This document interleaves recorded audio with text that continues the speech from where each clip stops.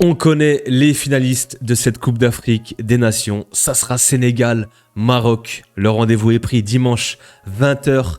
Ça promet. Quelle affiche, quel match. Deux favoris à la win. Très content de vous retrouver les amis pour cette vidéo et dernière vidéo prono de cette finale. Un petit peu nostalgique que la CAN se termine. J'ai pris du plaisir à la suivre, même si on n'a pas eu non plus des scénarios et des matchs incroyables, pas énormément de surprises. La logique a été respectée, les favoris sont bien là, présents. Mais j'ai envie de revenir un petit peu sur cette CAN et dites-moi vous en commentaire si vous avez apprécié cette CAN et bien évidemment je vous attends en commentaire pour votre prono de cette finale Sénégal-Maroc. N'oubliez pas le petit like, ça aide beaucoup pour le référencement. Mais ce que je vais retenir de cette CAN, c'est des belles images dans les tribunes, les supporters qui dansent ensemble, des très beaux stades aussi, hein. Les infrastructures au Maroc sont incroyables, on a des vraies pelouses, des vrais billards. Comment oublier ce supporter congolais, Lumumba, bien évidemment, impossible de l'oublier. Il y a eu cette image aussi, le coup de sniper de Boulbina qui a achevé ce supporter. Et bien évidemment, c'est une image, une métaphore, pas à prendre au premier degré, mais on a eu quelques images, bien évidemment. Mais dans l'ensemble, ça reste quand même une CAN un petit peu stérile au niveau des matchs. On n'a pas eu non plus des matchs extraordinaires, pas de surprise, pas un petit qui fait un joli parcours. La logique est respectée, les favoris sont présents et le Maroc le fait, est en finale de sa Coupe d'Afrique. C'est extraordinaire, troisième finale dans son histoire. Je trouve que c'est quand même une anomalie.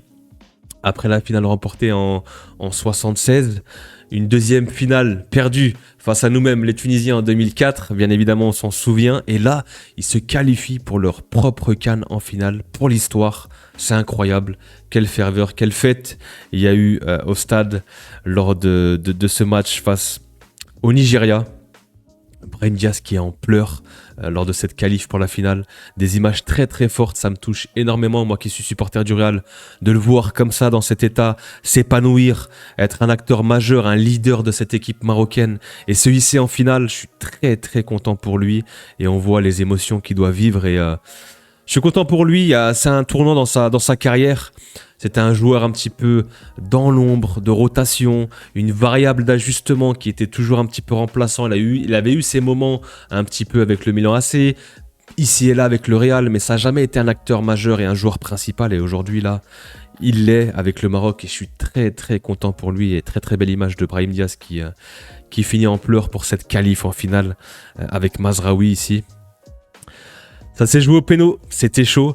Honnêtement, c'est mérité. Le Maroc mérite cette victoire et cette qualif en finale. Ça a été les plus protagonistes dans cette rencontre. Ils ont éteint, annihilé le Nigeria, j'ai pas compris. Le Nigeria qui a pas pu proposer son football.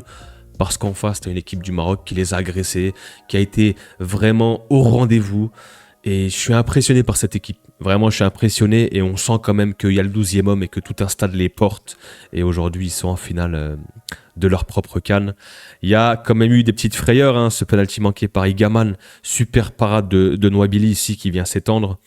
Derrière, Bounou qui répond, qui sauve les siens, qui vient faire cette parade sur Chukwueze, qui lui aussi est arrivé en mode détente, chewing-gum à la bouche, petite course d'élan un petit peu en marchant, nonchalant, j'ai pas compris, mais Bounou qui vient faire cet arrêt, Hakimi, forcément le capitaine, qui vient mettre son penalty, lui qui l'avait raté, il me semble, contre l'Afrique du Sud, lors de la dernière édition.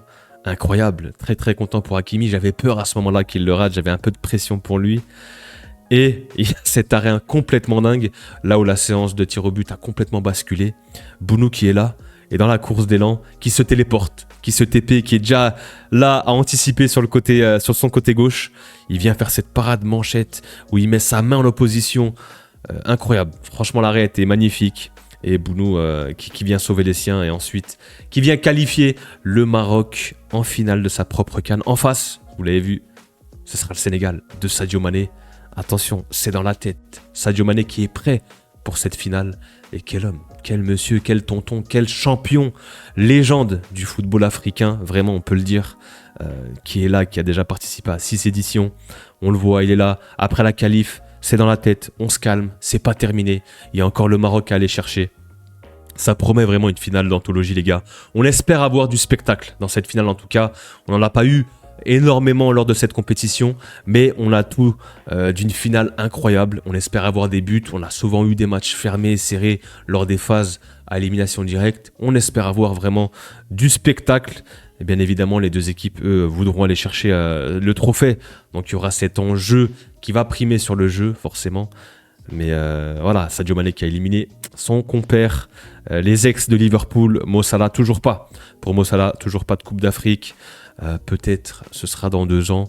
Mais ça commence à faire long pour Mohamed Salah qui se fait éliminer encore une fois par le Sénégal.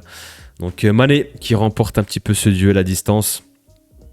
Il s'est exprimé, une petite interview à la fin du match. Je suis un soldat de la nation. Ma toute dernière finale en CAN avec les Lions. C'est exceptionnel, les gars.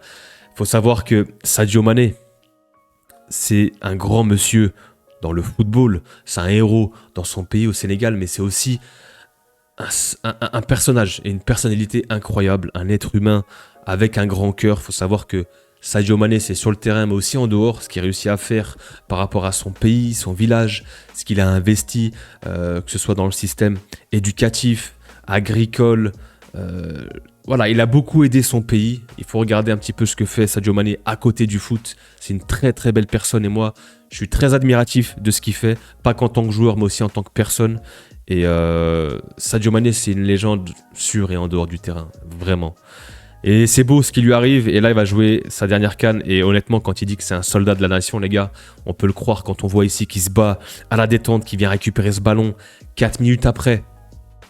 Pardon, 4 secondes après. Qu'est-ce que je dis 4 minutes 18-35, 18-39, 4 secondes après qu'il vient s'arracher, il récupère, il contre ce ballon, ça va générer une occasion, une grosse occasion pour Nico Jackson qui va tirer au-dessus, mais on voit clairement que c'est vraiment le premier lanceur de pressing, le joueur qui est très agressif, qui se bat encore à 33 ans pour sa nation. Il joue en Arabie Saoudite, mais avec la nation et le Sénégal, ça reste un joueur très très compétitif. Et honnêtement, c'est lui qui porte son équipe. Dès le début de la compétition, on a vu qu'il était en mission et il veut vraiment aller chercher cette dernière CAN pour lui.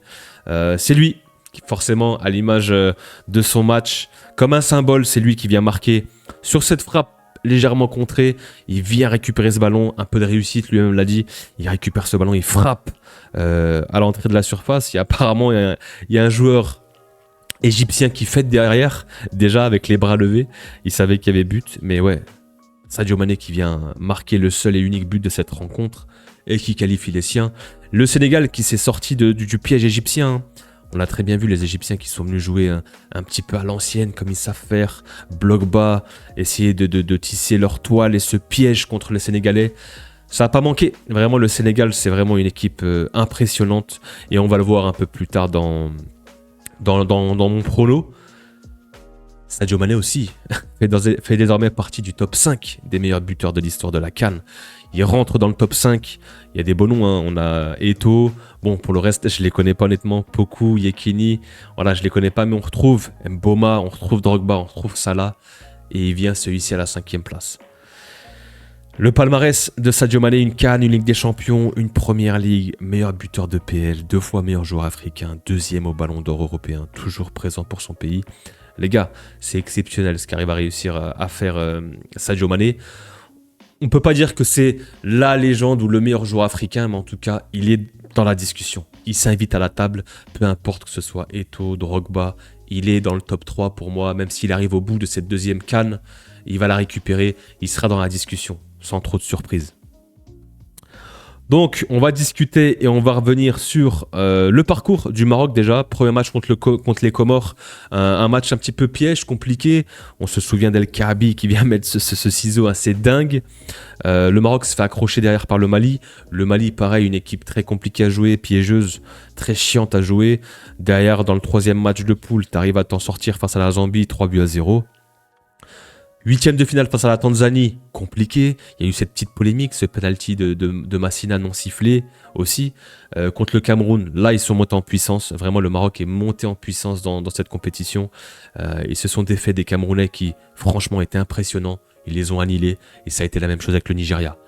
Le Maroc est monté en puissance dans cette compétition. Ils ont grandi dans la compétition et sortir le Cameroun et le Nigeria de cette manière, honnêtement, avec vraiment autorité. Vraiment, moi j'ai trouvé vraiment les Marocains autoritaires. Vraiment, ils ont montré qu'ils étaient chez eux. La pression, ben, ils l'ont bien géré. Moi j'avais un petit peu peur face au Cameroun. Je me suis dit c'est peut-être un piège avec la pression. Ils vont passer à côté. Honnêtement, ça les a même nourris, je trouve. Et les joueurs ont été habités. On les a vus et ils ont sorti des performances XXL. Notamment le milieu de terrain qui est très performant. Si on part du côté du Sénégal, il y a eu cette victoire 3-0 assez tranquille face au Botswana.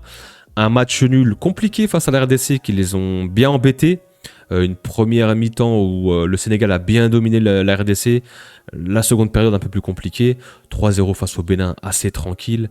Il y a eu ce match face au Soudan où tu subis l'ouverture du score, mais derrière, tu arrives à retourner le match tranquillement. Face au Mali, encore une fois, cette équipe du Mali qui a éliminé la Tunisie, qui se retrouve face au Sénégal. Match pas facile, match compliqué. Ça s'est joué à une erreur du gardien. Et face à l'Égypte, tranquille aussi.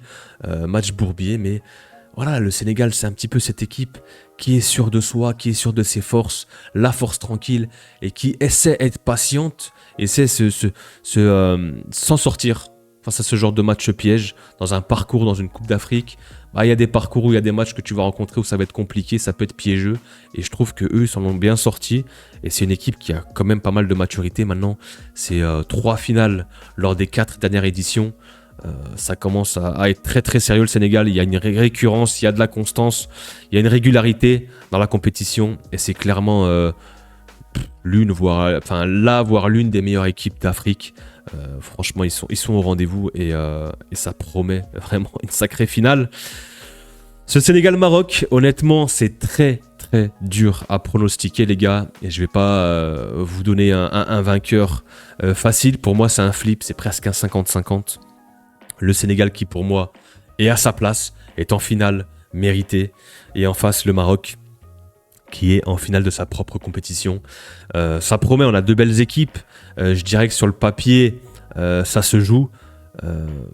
Il y a des joueurs qui ont survolé, qui ont surnagé cette compétition. Je pense à El Ainaoui qui pour moi, si aujourd'hui on me dit que c'est le meilleur joueur de la compétition, il n'y a pas de problème. Honnêtement, je ne vais pas me battre avec lui. En face, il y a Pape Gueye qui fait une compétition monstrueuse. Forcément, Sadio Mané, Brahim Diaz, il faut qu'on en parle aussi, parce que c'est eux les stars et les attaquants. Mais on peut parler aussi des joueurs de l'ombre.